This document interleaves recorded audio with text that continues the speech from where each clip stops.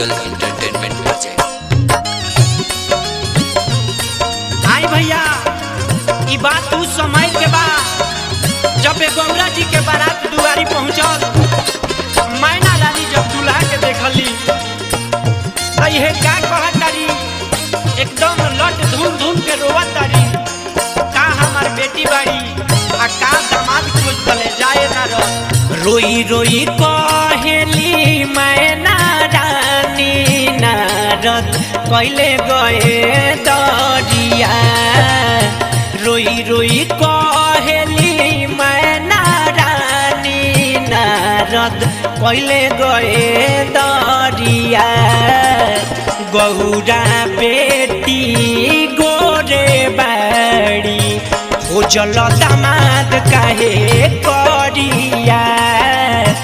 गौरा बेटी गोरे बाड़ी खोजल दामाद काहे करिया।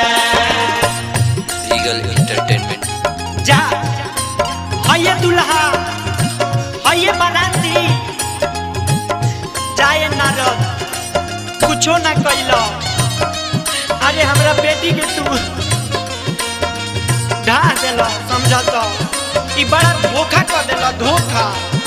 हई गर्दन में सांप लटकल बा, ये दुल्हा से हमरा गौरा बेटी के ढा देला। जा कुछो ना कइलो।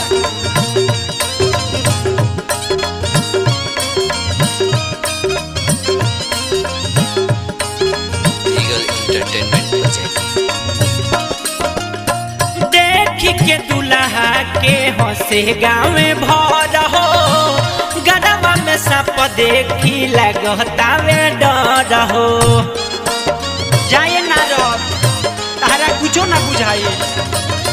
देखी के दुल्हा के हंसे गाँव भर हो, गरबा में सप देखी लगतावे डर हो। अंगिया दतूर पी के बड़े मतवाला लागत बाड़े भिखरिया।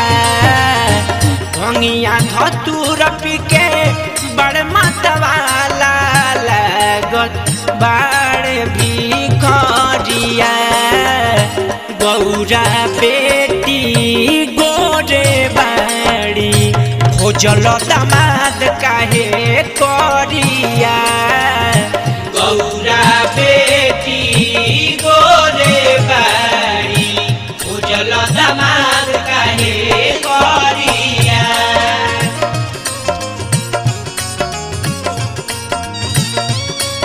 बतावा हई जाटा में से गंगा जी बहतारी, हई धक धक गाजा पियतारे, हई भूत प्रेत बराती नाचता। कुछो ना कइलो रे बाबू।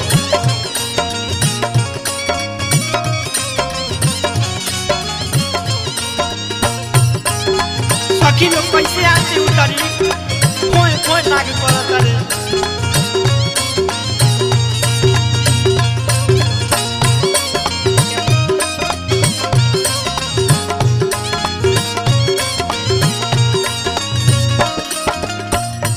सब कैसे उतरी है अरतिया, भूत परे तमुन करे आई लोग बरतिया।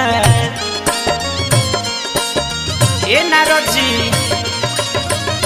सखी लोग कैसे उतरी है अरतिया, भूत परे तमुन करे आई लोग बरतिया।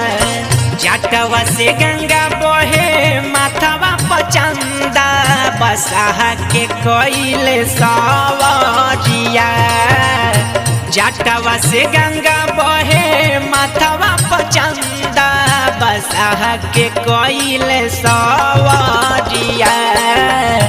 गौरा देई गोरे बाड़ी खोजल दामाद काहे